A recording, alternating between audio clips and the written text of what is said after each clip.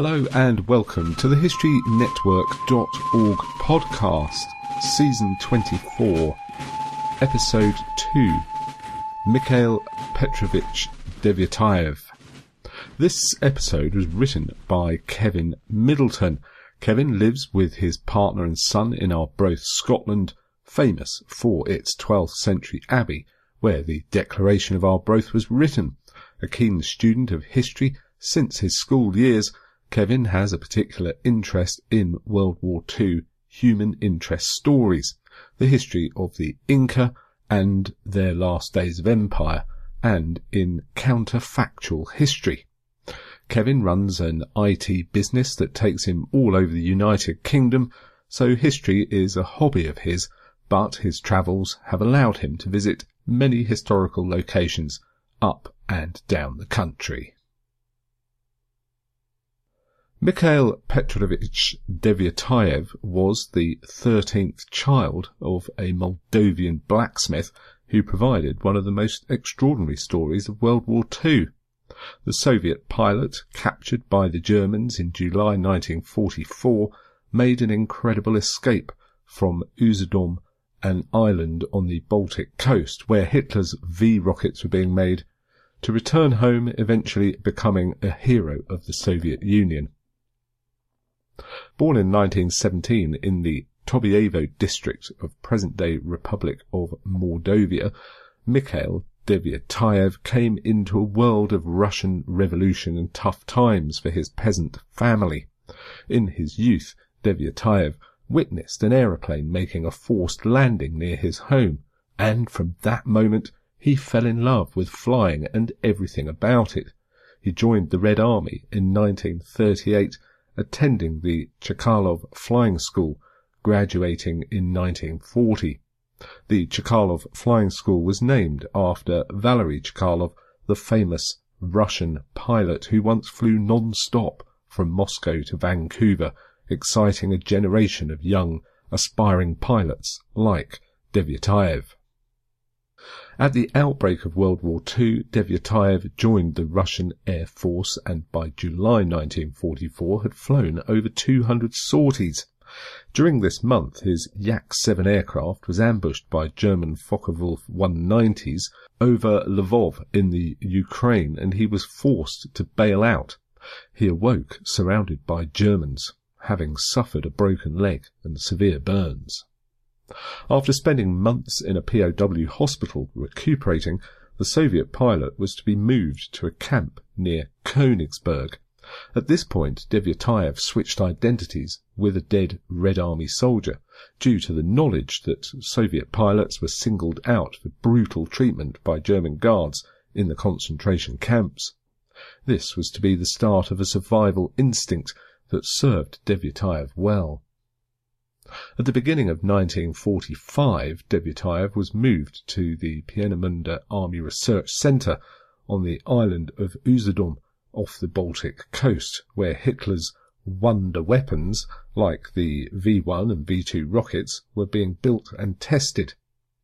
Devyataev was interned in a slave labour camp with 4,000 other Soviet prisoners who were employed into groups or work gangs to repair the runways and clear unexploded bombs dropped by the Allies.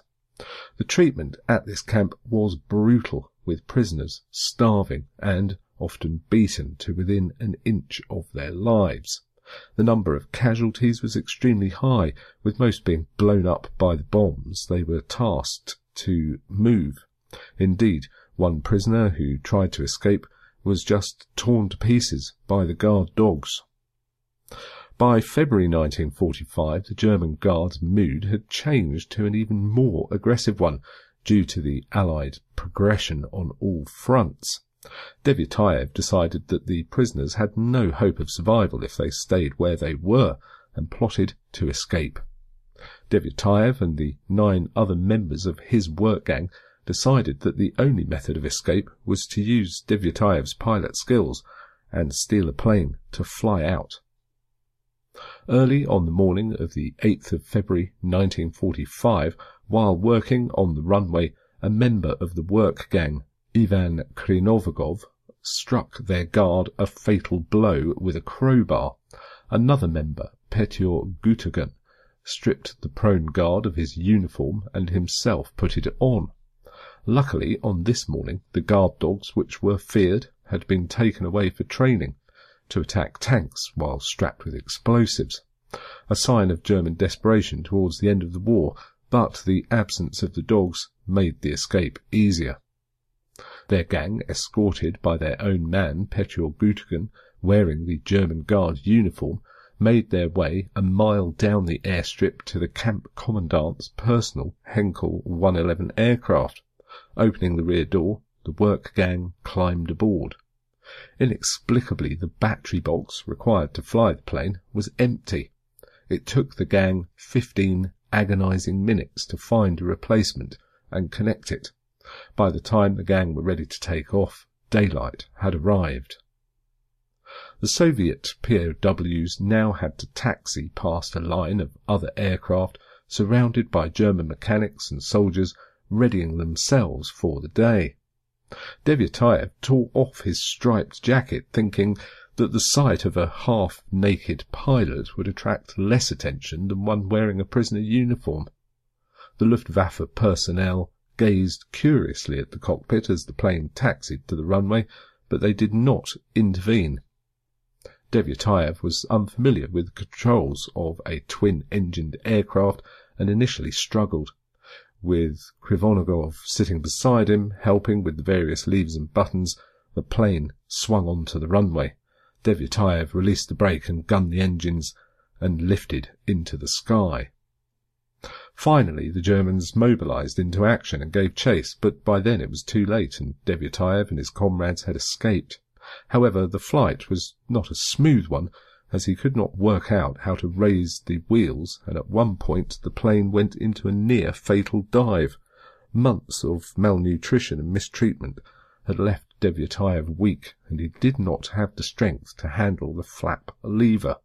Employing the whole of the work gang to help him with the lever, the group managed to pull the plane out of its dive just in time. After flying eastwards for an hour, they turned towards the coast, spotting columns of refugees fleeing the Red Army, hinting they were heading in the right direction. The Henkel soon met Russian flak resistance from the ground, but luckily only sustained minor damage. Following the coast northwards, Devyataev spotted a bridge with Red Army soldiers on it and seized his moment to land in friendly territory. The Red Army, still mistaking the Russians for Germans, provided heavy fire from the ground, ensuring the landing was difficult. As the plane touched the frozen ground, the landing gear collapsed and the plane flew through the frozen landscape, eventually coming to a stop. Although the ride was bumpy, all were alive and uninjured. After 30 minutes, a Russian patrol arrived from the 61st Army. The gang explained themselves to the patrol, who, barely believing, responded with the words, "You escaped from a rocket centre?" Their rescuers fed and clothed the escapees, congratulating them on their escape. Then the NKVD, the Soviet secret police, arrived. The prisoners were questioned relentlessly for hours and days on end. All repeated the same story, and Devyataev provided key information on the wonder weapons. Eventually the NKVD came to their conclusion, telling the gang that their story was impossible and that they were spies allowed to escape as part of a German plot. The 9 other men of the work gang were fed for a few weeks, then drafted to penal battalions. 5 died in the last few weeks of the war, advancing into German minefields to clear them. Devyataev himself spent the remainder of the war in solitary confinement. Eventually, the NKVD gained testimony from captured German prisoners and other Soviet work gangs who were based at Pienemunde, which proved that Devyataev may have been telling the truth after all. He was released and demobilized, but was labelled as a criminal with his papers stamped as such.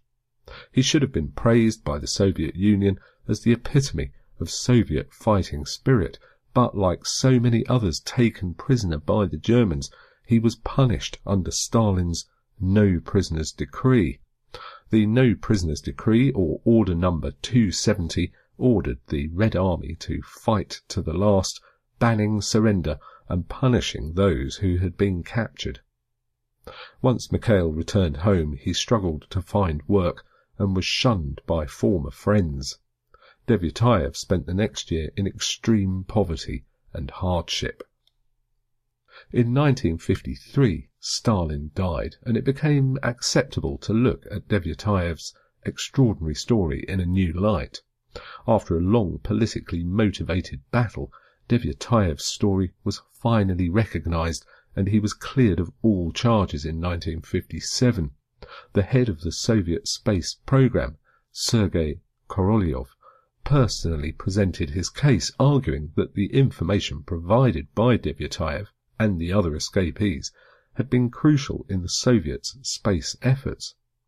On the 15th of August 1957, 12 years after his extraordinary escape, Mikhail Devyataev was made a hero of the Soviet Union for his escape and the information provided to further the rocket program.